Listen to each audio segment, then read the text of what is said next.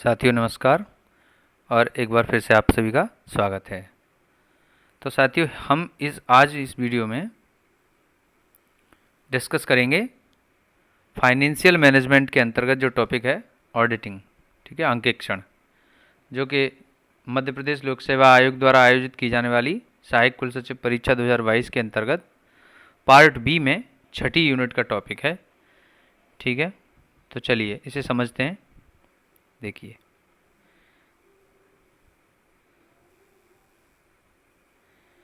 सबसे पहले ये थोड़ा परिचय समझते हैं, डेफिनेशन क्या है इसका। अंकेक्षण या ऑडिटिंग, इसको हम, ठीक है, ऑडिटिंग बोलते हैं, AUDITING, ठीक है, ऑडिटिंग। तो अंकेक्षण से क्या तात्पर्य है? किसी संस्था की लेखा पुस्तकों की विशिष्ट एवं आलोचनात्मक जांच से इसका तात्पर्य है, जो एक योग्य एवं निष्पक्ष युक्ति के द्वारा प्रमाणकों, प्रपत्रों, सूचना तथा स्पष्टीकरणों की सहायता से की जाती है। ठीक है, यानी कि निष्पक्ष व्यक्ति के द्वारा प्रमाणकों, यहाँ व्यक्ति लिखा जाना चाहिए, व्यक्ति के द्वारा प्रमाणकों, प्रपत्रों, सूचना तथा स्पष्टीकरण की सहायता से की जाती है। ठीक है, तो ये ऑडिटिंग का डेफिनेशन है। चलिए आगे देखेंगे। देखिए, अंकेक्षण की उत्पत्ति की अगर हम बात करें कि अंकेक्षण शब्द कहाँ से आया है, तो देखिए, अंग्रेजी भाषा का शब्द है ऑडिटिंग, ठीक है, जिसका हिंदी अनुवाद क्या होता है? अंकेक्षण। ठीक, लैटिन भाषा के शब्द आडायर, ये पूछ लेता है प्रश्न कभी कभी कि अंकेक्षण शब्द या ऑडिटिंग शब्द कहाँ से आया, किस भाषा से लिया गया है, तो लैटिन भाषा से लिया गया है, उसका आडायर शब्द है। ठीक है, इसका अर्थ क्या है? सुनना, ठीक है, टू हियर।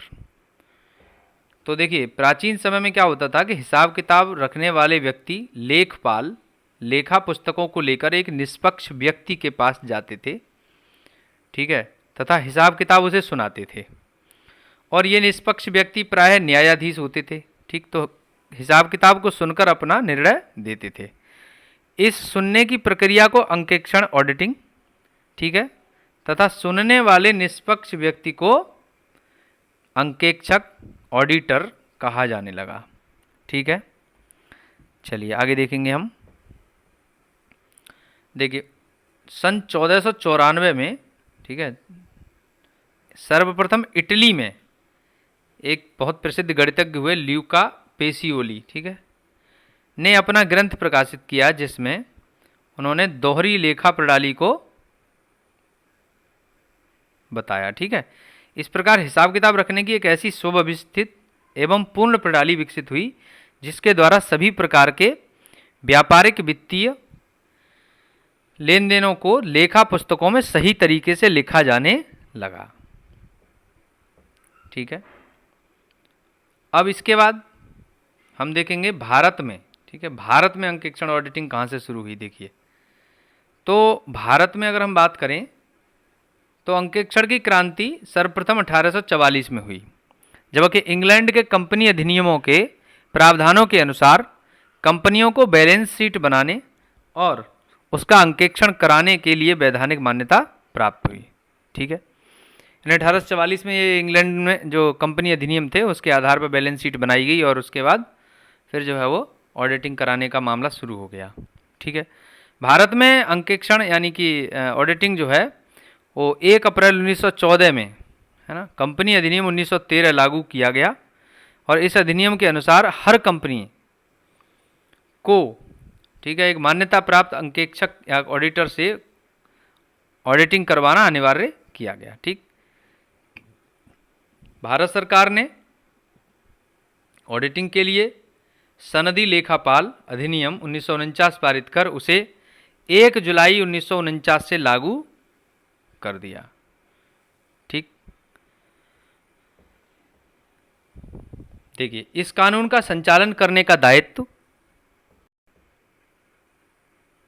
सनदी लेखापाल संस्थान को दिया गया, जिसका मुख्यालय दिल्ली में स्थित है। ठीक है, इस संस्थान के संचालन हेतु 24 सदस्यों की समिति गठित करने का प्रावधान है। इस समिति के सभी सदस्य FCA fellows of the institute of chartered accountant होना अनिवार्य है।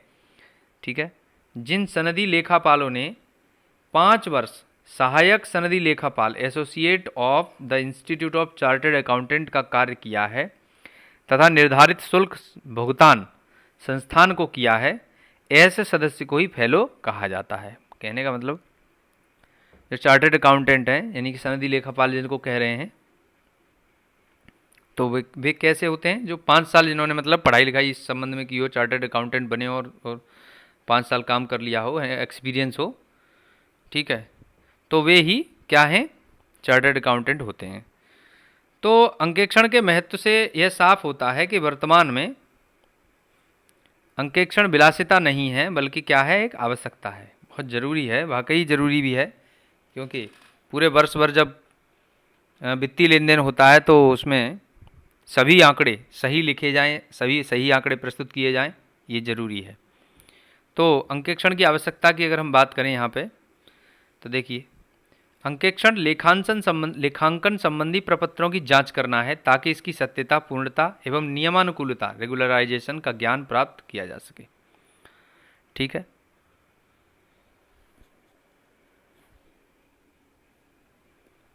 यह जांच उस समय और भी अधिक आवश्यक हो जाती है जबकि लेखांकन स्वामी की ओर से अन्य व्यक्तियों द्वारा किया जाता है। ठीक है, जबकि मतलब जो लेखांकन है जो, ठीक है, मतलब जैसे कि जो अकाउंट्स होते हैं वो कौन बनाए? अगर कोई और व्यक्ति, स्वामी यानी कि मालिक ना बना करके कोई और व्यक्ति बना रहा हो तो ऑडिटिंग बहुत ज़रूरी है, क्योंकि वो फर्जीवाड़ा कर सकता है। इसलिए फर्जीवाड़ा ना हो तो वो ऑडिटिंग बहुत ज़रूरी है। आज बैंकिंग सुविधाओं में वृद्धि और संवाद वाहन के नए नए साधनों ने विनियोजन तथा व्यवसाय के क्षेत्र को बढ़ा दिया है। स्वाभाविक है कि विनियोजक जो इन्वेस्टर है अपने विनियोजन की सुरक्षा चाहेगा। ठीक है, इस उद्देश्य पूर्ति के लिए खातों की विधिवत जांच होनी आवश्यक है। तो हमने समझा कि आवश्यकता क्यों है। ठीक है, चलिए इसके बाद अब हम पढ़ेंगे अंकेक्षण के प्रकार। ठीक है, देखिए कितने प्रकार हैं अंकेक्षण के। तो देखिए सबसे पहले आता है ऐच्छिक अंकेक्षण, यानी कि अपने आप करवाना, है ना, शब्द से ही समझ में आता है। ऐच्छिक अंकेक्षण से तात्पर्य एक ऐसे अंकेक्षण या ऑडिटिंग से है जो पूर्णतः विनियोक्ता की इच्छा पर निर्भर करता है तथा जिसे करवाने के लिए वह किसी विधान द्वारा बाध्य नहीं है। ऐसे अंकेक्षण को निजी अंकेक्षण के नाम से भी पुकारते हैं। ठीक है, तो देखिए उदाहरण के लिए एकाकी व्यापार, ठीक है, साझेदारी तथा अन्य व्यक्ति व संस्थाएं। चलिए इसके बाद हम दूसरा देखेंगे वैधानिक अंकेक्षण।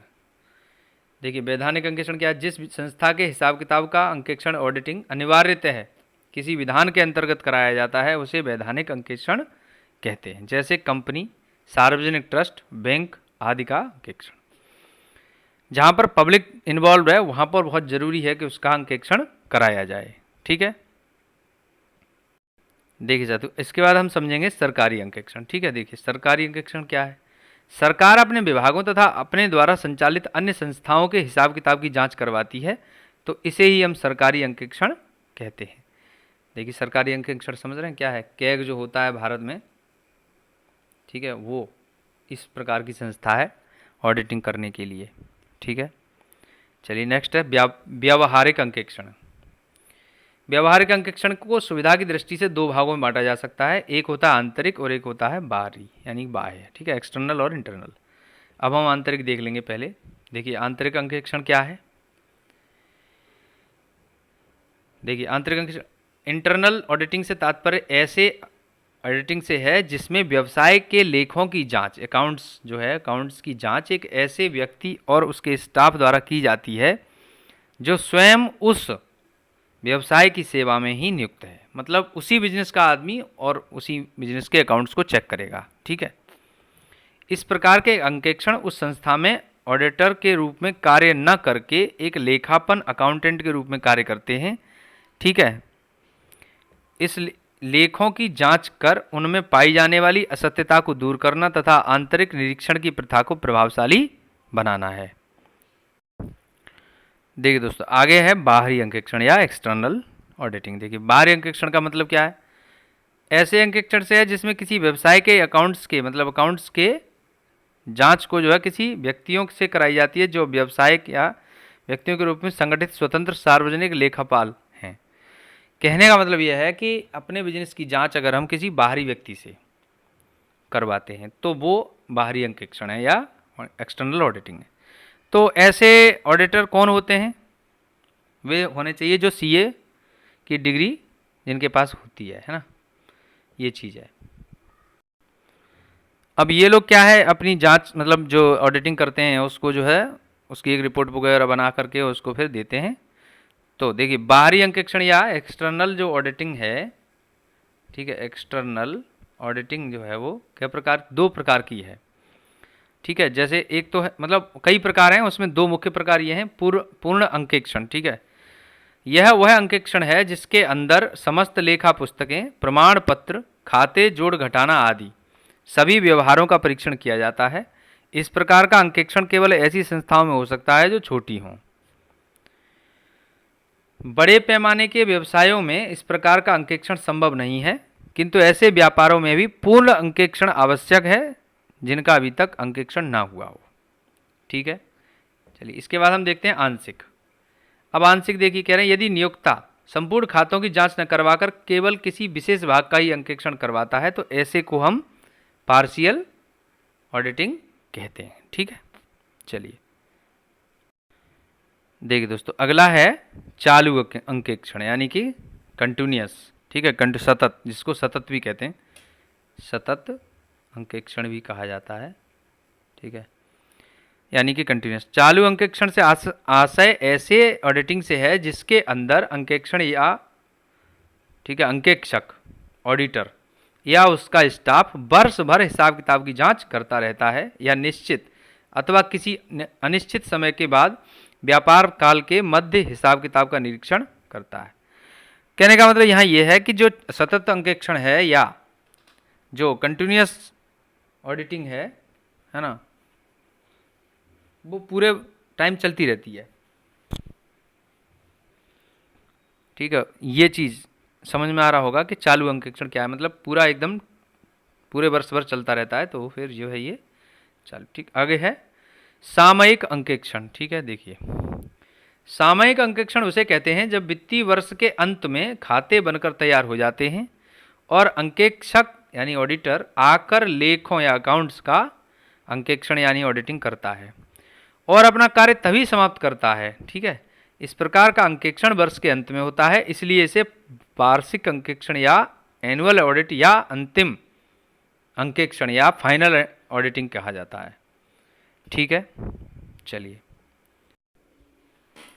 अगला है निपुणता, ठीक है, प्रबंध अंकेक्षण। देखिए निपुणता या प्रबंध अंकेक्षण, इसे प्रबंधकीय अंकेक्षण भी कहते हैं, ठीक है। यह अंकेक्षण का एक सलाहकारी रूप है। व्यवसाय के लिए निर्धारित नीतियों, योजनाओं, नियमों, उपनियमों का पालन पूर्ण रूप से एवं कार्यक्षमता के साथ किया जा रहा है या नहीं, इसकी जांच करना अंकेक्षण कहलाता है। इस जांच के आधार पर यह भी ज्ञात किया जा सकता है कि व्यवसाय की कार्यक्षमता बढ़ाने के लिए नीतियों, योजनाओं आदि में क्या परिवर्तन किए जाने चाहिए। इससे कर्मचारी की कार्यक्षमता का भी ज्ञान प्राप्त किया जा सकता है, ठीक है।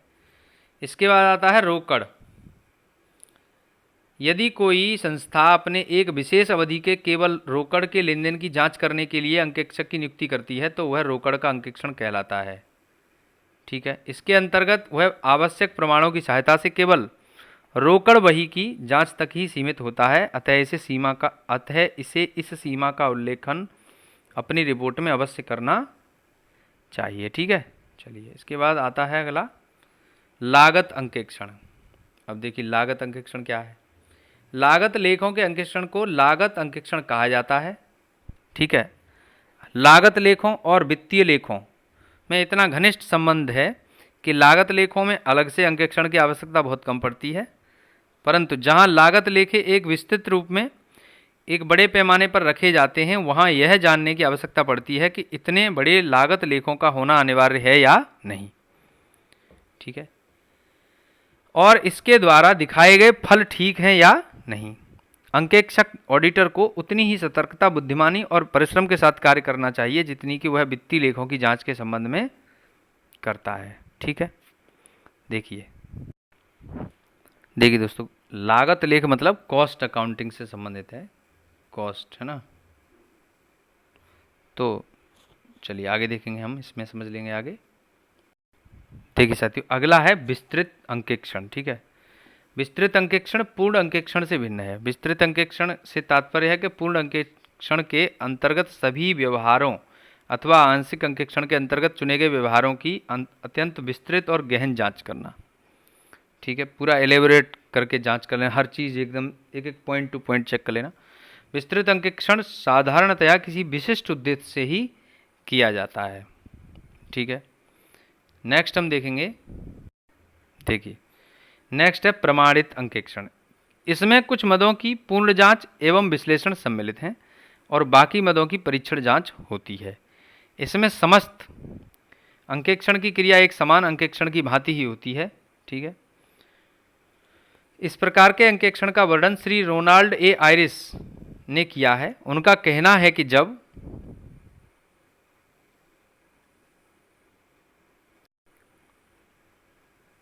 कभी कुछ विशेष मदों का पूर्ण अंकेक्षण करना हो और शेष पर सरसरी निगाह डालनी हो तो इस प्रकार के अंकेक्षण को प्रमाण अंकेक्षण कहना चाहिए। ठीक है, देखिए दोस्तों, अगला क्या है, मध्य अंकेक्षण या अंतरिम अंकेक्षण, इंटर्म। जब किसी वित्तीय वर्ष के बीच में लेखा पुस्तकों का अंकेक्षण उस समय तक की लाभ हानि व आर्थिक स्थिति को जानने के उद्देश्य से कराया जाता है तो उसे मध्य अंकेक्षण अथवा अंतरिम अंकेक्षण कहते हैं। इस प्रकार का अंकेक्षण किसी विशेष उद्देश्य की पूर्ति के लिए कराया जाता है। ठीक है, तो ये हो गया आपका टाइप्स ऑफ ऑडिटिंग। अब हम पढ़ेंगे अंकेक्षण के तत्व। देखिए अंकेक्षण के तत्व क्या, सभी संस्थाओं के सभी अभिलेखों का सूक्ष्म एवं गहन परीक्षण करता है। ठीक, अंकेक्षण निष्पक्ष ढंग से वित्तीय विवरण की सत्य एवं उचित स्थिति का प्रदर्शन करता है। नियोक्ता के लेखा पुस्तकों अकाउंट बुक्स जो होती हैं अभिलेखों का प्रमाणन या सत्यापन किया जाता है। अंकेक्षण करने के पश्चात अंशधारकों को प्रतिवेदन प्रस्तुत किया जाता है, रिपोर्ट वगैरह बना करके, है ना, लोगों को बताई जाती है, जो शेयर होल्डर होते हैं उनको। चलिए नेक्स्ट हम देखेंगे कार्य। ऑडिटिंग के जो कार्य हैं या ऑडिटर के कार्य, देखिए व्यवसाय की व्यवस्था और कार्य विधियों की समीक्षा करना। ठीक है, अकाउंट बुक्स में अभिलिखित लेन देनों की शुद्धता की निर्धारित करने हेतु प्रलेखीय साक्ष्यों की जांच करना। लेखांकन एवं आंतरिक नियंत्रण की समीक्षा करना। संपत्तियों और देवताओं का मूल्यांकन एवं उनके अस्तित्व की जांच करना। ठीक है, इसके बाद है लेखा पुस्तकों की विवरणों की गणितीय शुद्धता का गहन परीक्षण करना। अंकेक्षक प्रतिवेदन सत्य और उचित स्थितियों का प्रदर्शन करता है अथवा नहीं, इसकी जांच करना। अंकेक्षक प्रतिवेदन संस्था को सौंपना। इसके बाद हम विशेषताएं समझ लेंगे। देखिए विशेषताएं क्या हैं, व्यावसायिक लेखा पुस्तकों का गहराई से परीक्षण करना। ठीक है, व्यावसायिक लेखा पुस्तकों की समीक्षा करना। व्यावसायिक लेखा पुस्तकों की प्रलेखीय सबूतों प्रमाणों के आधार पर जांच करना। अंतिम लेखे और लेखांकन विधि की समीक्षा करना। लेखा पुस्तकों में लेखा प्रविष्टि की अचूकता का गहराई से परीक्षण करना। अंकेक्षक की अंकेक्षण संतुष्टि होने के बाद अंकेक्षण का रिपोर्ट तैयार करना और संस्था को रिपोर्ट सौंप देना। ये कार्य हैं। अब कुछ सवाल करते हैं इसमें। ठीक है, देखिए पहला सवाल यह है कि नए साझेदार, जो नया कोई पार्टनर्स आता है तो प्रवेश के समय जो अंकेक्षण कराया जाता है उसे क्या कहते हैं। कोई जैसे क्या होता है, कोई कंपनी है और कंपनी में कोई व्यक्ति अगर इंट्रोड्यूस हो रहा है या कोई पार्टनर बन रहा है तो वो पहले ऑडिट कराएगा, जानकारी करेगा कि पिछले जो अकाउंट्स वगैरह हैं वो सब ठीक हैं या नहीं, कोई घोटाला तो नहीं हुआ है, कोई, है ना, कोई फर्जीवाड़ा किसी भी प्रकार का ना हुआ हो, तो उसके लिए तो ऐसे ऑडिटिंग को हम आकस्मिक अंकेक्षण कहते हैं। ठीक है, बी आंसर हो जाएगा। अगला क्वेश्चन देखिए, वैधानिक या कानूनी अंकेक्षण क्या होता है। देखिए क्या ऐच्छिक है, नहीं, अनिवार्य है, बिल्कुल अनिवार्य ही है। वैधानिक जो कानूनी अंकेक्षण है वो कैसा है, कंपलसरी है, अनिवार्य है, हमने अभी डेफिनेशन में देखा था। थर्ड क्वेश्चन देखिए, चालू अंकेक्षण उपयुक्त होता है। चालू अंकेक्षण यानी कंटिन्यूअस सतत जो ऑडिटिंग है वो कैसी है, वो बड़ी संस्थाओं के लिए उपयुक्त है। ठीक है, तो ए आंसर हो जाएगा। ठीक है, चलिए नेक्स्ट क्वेश्चन देखिए, नेक्स्ट क्वेश्चन है आंतरिक अंकेक्षण किसके द्वारा किया जाता है। अब देखिए कह रहे ईमानदार कर्मचारी, वरिष्ठ योग्य कर्मचारी, प्रबंधक या ए और बी दोनों। इंटरनल ऑडिटिंग की बात कर रहे हैं तो वो हमने अभी पढ़ा था कि इंटरनल ऑडिटिंग जो होती है वो उसी संस्था के किसी कर्मचारी द्वारा करवाई जाती है। ठीक है, तो जो इंटरनल ऑडिटर बनता है वो कैसा होना चाहिए, एक तो ईमानदार होना चाहिए और वरिष्ठ और योग्य कर्मचारी होना चाहिए। ठीक है, तो इसके लिए आंसर क्या हो जाएगा, डी हो जाएगा, ए और बी दोनों। ठीक है, नेक्स्ट देखिए अगला है व्यवहारिक अंकेक्षण के अंतर्गत शामिल है। देखिए क्या क्या है, लागत कॉस्ट है ना, कॉस्ट ऑडिटिंग, प्रबंध आंशिक चिट्ठा अंकेक्षण, रोकड़ अंकेक्षण, उपरोक्त सभी। तो ये सभी शामिल हैं, उपरोक्त सभी, ये सभी जो है व्यवहारिक अंकेक्षण के प्रकार होते हैं। नेक्स्ट क्वेश्चन देखिए निम्नलिखित में से कौन सा अंकेक्षण का चालू अंकेक्षण का दोष क्या है ना, कार्य में सततता की कमी, कार्य में असुविधा, अंकों में फेरबदल की संभावना, इनमें से सभी। देखिए जो मामला सतत है तो उसमें जो है क्या दोष है चालू अंकेक्षण का,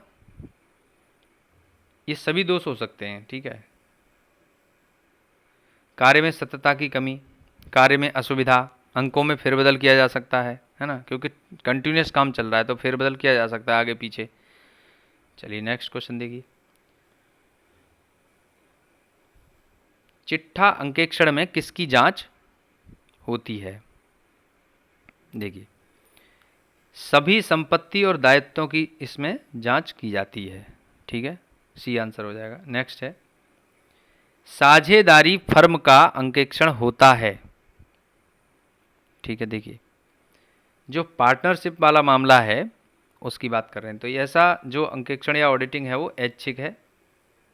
ठीक है, सभी पार्टनर्स की इच्छा पर निर्भर करता है। ठीक है, चलिए अगला क्वेश्चन देखिए अंतरिम अंकेक्षण कराया जाता है इंटरनल। देखिए तो हमने पढ़ा था वर्ष के अंत में हम इसे कराते हैं। ठीक है, चलिए नेक्स्ट देखिए प्रबंध अंकेक्षण के अंतर्गत किसकी जांच होती है। अब प्रबंध अंकेक्षण के अंतर्गत जो है वो किसकी जांच करेंगे हम, उच्च अधिकारियों के कार्य की। ठीक है, नेक्स्ट क्वेश्चन देखिए नेक्स्ट है चालू अंकेक्षण वह है जो संबंधित वित्तीय वर्ष के समाप्त होने के पूर्व प्रारंभ किया जाता है और चलता रहता है। ठीक है, तो ये किसने कहा है, तो ये कहा है ASW रोलैंड ने। ठीक है, ये आंसर हो जाएगा ए। अगला सवाल है चालू अंकेक्षण में लाभ शामिल के लाभ में शामिल है। देखिए समय का सही उपयोग, अंकेक्षक के लिए सुविधाजनक, लेखा प्रणाली में तुरंत सुधार, या सभी हैं। तो यहाँ ये सभी जो है मामला सभी के लिए सत्य है। ठीक है, अगला सवाल देखेंगे। देखिए कह रहे हैं निम्न में से कौन वार्षिक अंकेक्षण के लाभ हैं, समय की बचत करना, कर्मचारियों के नैतिक पर प्रभाव, कार्य को समय पर पूरा हो जाना, या उपयुक्त सभी। देखिए तो यहाँ पर भी मामला यही है, उपरोक्त सभी आंसर हो जाएगा, क्योंकि समय की बचत करना ये तो सबको ही चाहिए। ठीक है, चलिए इसके बाद हम अगला सवाल देखेंगे। देखिए नेक्स्ट क्वेश्चन है लागत अंकेक्षण के दोष हैं, जो कॉस्ट ऑडिटिंग है उसका दोष क्या है। देखिए अब देखिए क्या है कि कह रहे हैं प्रबंध क्रियाओं पर हस्तक्षेप, कार्य को दोहराना, सिर्फ उत्पादन लागत पर विशेष जोर देना, उपरोक्त सब। तो यहाँ ये सभी जो है हो जाएगा। ठीक है, सभी आंसर हो जाएगा। अगला क्वेश्चन देखिए चालू अंकेक्षण से अंकेक्षण का प्रभाव कर्मचारियों के बीच कैसा होता है, घटता है। ठीक है, घटता है, आंसर हो जाएगा घटता है। मतलब ये कहने के बाद है कि जो अगर आप कंटिन्यूसली जो है ऑडिटिंग कराते रहेंगे तो ऑडिटर का जो प्रभाव है या ऑडिटिंग का जो प्रभाव है वो कर्मचारियों के बीच अपने आप घटता रहता है, चलता ही रहेगा, कोई दिक्कत नहीं है, छोड़ो, इस तरह सोच लेते हैं। नेक्स्ट क्वेश्चन देखिए नेक्स्ट क्वेश्चन हम यहाँ पर देखेंगे। देखिए साथियों हमने पढ़ा था कि सरकार में जो है जो विभाग होते हैं उसमें वित्तीय लेन देन होता है तो उसकी जांच कौन करता है, ठीक है। तो उस संबंध में अब हम कुछ प्रश्न करेंगे। देखिए, सरकार के विभागों में भारत के नियंत्रक और महालेखा परीक्षक होते हैं, कैग जिनको बोला जाता है, ठीक है। उनके बारे में हम यहाँ कुछ प्रश्न करेंगे। इम्पोर्टेंट कॉन्स्टिट्यूशनल बॉडी है इसके लिए। तो हम बात करेंगे यहाँ पे कि पहला सवाल है, निम्नलिखित में से कौन भारत के नियंत्रक और महालेखा परीक्षक की नियुक्ति कर सकता है। देखिए, तो कौन कर सकता है, प्राइम मिनिस्टर, सर्वोच्च न्यायालय के मुख्य न्यायाधीश, उपराष्ट्रपति या फिर राष्ट्रपति। देखिए दोस्तों, कैग की नियुक्ति राष्ट्रपति के द्वारा की जाती है, ठीक है, संविधान के अनुच्छेद 148 के तहत। चलिए इसे देख लेंगे हम। देखिए, ये है भारत का कैग, या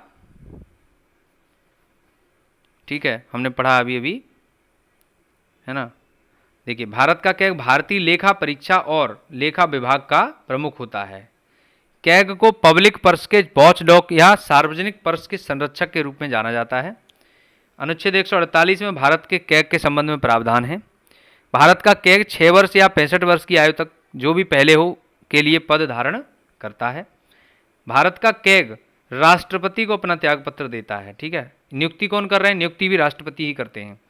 भारत के पहले कैग के नाम की बात करें तो वो बी नरहरि राव, ठीक है। और भारत के वर्तमान कैग जो है वो जीसी मुर्मू है, ठीक है, गिरीश चंद्र मुर्मू जिनको कहते हैं, ठीक है। चलिए अगला सवाल देखते हैं। अगला सवाल ये है कि भारत के पहले नियंत्रक और महालेखा परीक्षक कैग कौन थे, ठीक है। शशिकांत शर्मा, विनोद राय, ए.के. रॉय या बी नरहरि राव। तो दोस्तों, हमने अभी भी पढ़ा, बी नरहरि राव भारत के पहले कैग थे, ठीक है। देखिए, तो यहाँ पे देखिए, बी नरहरि राव भारत के पहले नियंत्रक और महालेखा परीक्षक थे। बी नरहरि राव एक भारतीय प्रशासनिक कर्मचारी थे जिन्होंने स्वतंत्रता के बाद भारत में भारतीय नियंत्रक और महालेखा परीक्षक के रूप में अपनी सेवा प्रदान की। उन्होंने 1948 से 1954 के दौरान कैग के रूप में कार्य किया था और उन्हें 1954 में, ठीक है, पद्म भूषण से सम्मानित किया गया था। चलिए नेक्स्ट देखेंगे क्वेश्चन। भारत के नियंत्रक और महालेखा परीक्षक को केवल के द्वारा पद से हटाया जा सकता है, ठीक है। देखिए, अब यहाँ पद से हटाने की बात है तो वो जो है, क्या केंद्रीय मंत्रिमंडल की सलाह पर राष्ट्रपति हटा सकते हैं, सर्वोच्च न्यायालय के मुख्य न्यायाधीश हटा सकते हैं, संसद के दोनों सदनों में एक संबोधन के बाद भारत के राष्ट्रपति हटा सकते हैं, या फिर भारत के मुख्य न्यायाधीश की सलाह पर राष्ट्रपति नहीं। देखिए, कैग को राष्ट्रपति ही हटाते हैं। हटाने की अगर नौबत आ जाती है तो वो भारत के संसद के दोनों सदनों में एक संबोधन के बाद भारत के राष्ट्रपति ही उसे, कैग को हटा सकते हैं। नेक्स्ट क्वेश्चन देखिए, कह रहे हैं निम्नलिखित में से किसे लोक लेखा समिति, है ना, पब्लिक अकाउंट्स कमेटी के मित्र, दार्शनिक और मार्गदर्शक के रूप में जाना जाता है। तो ये जो है वो नियंत्रक और महालेखा परीक्षक ही होते हैं। कैग जो होते हैं वो अपनी रिपोर्ट किसे देते हैं, एक्चुअली पीएससी के देते हैं। पहले पीएससी उसका अध्ययन करती है, देखती है सही है कि नहीं सही है, ठीक है। चलिए नेक्स्ट देखते हैं। भारतीय संविधान में नियंत्रक एवं महालेखा परीक्षक का पद किस देश से अधिग्रहित किया गया है। देखिए, ब्रिटेन से हमने इसे लिया है, ठीक है। इसका आंसर 1 हो जाएगा। तो देखिए समझ लेंगे ब्रिटेन से ली गई विशेषताएं क्या क्या हैं। एक तो हमने संसदीय प्रणाली लिया है, नियंत्रक और महालेखा परीक्षक का पद लिया है, कानून व्यवस्था ली है और एकल नागरिकता ली है, ठीक। और जहाँ तक कैग की बात करें तो भारत का संविधान के भाग 5 के तहत, ठीक है, कैग की नियुक्ति या कैग के बारे में प्रावधान है, ठीक है। नेक्स्ट देखेंगे, क्वेश्चन है निम्नलिखित में से कौन सा संवैधानिक संस्थान संघ और राज्य सरकारों की प्राप्ति और व्यय का लेखा जोखा करता। देखिए, कैग के ही पास ये शक्ति है कि वो केंद्र और राज्य के बीच वित्तीय लेन देन का विवरण या अकाउंटिंग चेक करता है, देखता है, ठीक है। चलिए नेक्स्ट क्वेश्चन देख लेंगे। भारत के नियंत्रक और महालेखा परीक्षक का कार्यालय बनाया गया था। देखिए, संसद के एक अधिनियम के माध्यम से, संविधान द्वारा, कैबिनेट प्रस्ताव के माध्यम से, या इनमें से कोई नहीं। देखिए, संविधान द्वारा ही इस कार्यालय की जो है संरचना या स्थापना की गई थी, क्योंकि क्या है, संवैधानिक संस्था है तो संविधान द्वारा ही इसको बनाया गया था, ठीक है। देखिए, कह रहे हैं कौन सा मामला भारत के नियंत्रक और महालेखा परीक्षक की जांच पड़ताल की वजह से विवादों में नहीं आया। कोयला खान आवंटन, बोफोर्स तोप मामला, सत्यम कंप्यूटर्स मामला या 2G स्पेक्ट्रम आवंटन। अब देखिए यहाँ पर जो है वो सत्यम कंप्यूटर्स मामला, ये सत्यम कंप्यूटर्स कंपनी थी, उसमें जो है घोटाला हुआ था, उसका जो मामला विवाद का मामला था वो जो है वो जो भी है ना वो कैग ने जांच पड़ताल की थी, इसलिए ये जांच में विवादों में नहीं आया। नेक्स्ट चलिए देख लेंगे इसमें। सत्यम कंप्यूटर सर्विसेज स्कैंडल 2009 में भारत आधारित कंपनी सत्यम कंप्यूटर सर्विसेज को प्रभावित करने वाला एक कॉरपोरेट घोटाला था, जिसमें उस कंपनी के अध्यक्ष रामलिंगम राजू ने स्वीकार किया कि कंपनी के खातों में फर्जीवाड़ा किया गया था। 7 जनवरी 2009 को सत्यम के अध्यक्ष बायराजू रामलिंगम राजू ने यह स्वीकार किया और उसे मतलब उन्होंने इस्तीफा दे दिया। उन्होंने बताया कि 14,162 करोड़ रुपए के खातों में हेरफेर किया गया था। ठीक है, चलिए नेक्स्ट देख लेंगे हम अगला सवाल। एक राज्य, देखिए अगर स्टेट की बात करें तो संबंधित एक राज्य के खातों से संबंधित भारत के कैग की रिपोर्ट किसको प्रस्तुत की जाएगी? राज्य की बात कर रहे हैं तो राज्यों के राज्यपाल को वो रिपोर्ट दी जाएगी। ठीक है, चलिए देखिए दोस्तों, हमने अभी अभी ऑडिटिंग अंकेक्षण संबंधी टॉपिक को पढ़ा। ठीक है, अगर आपको यह वीडियो अच्छा लगा है, हेल्पफुल लगा है तो प्लीज़ इसे लाइक करें, शेयर करें, कमेंट करें और चैनल को सब्सक्राइब कर लीजिए। Thanks for watching.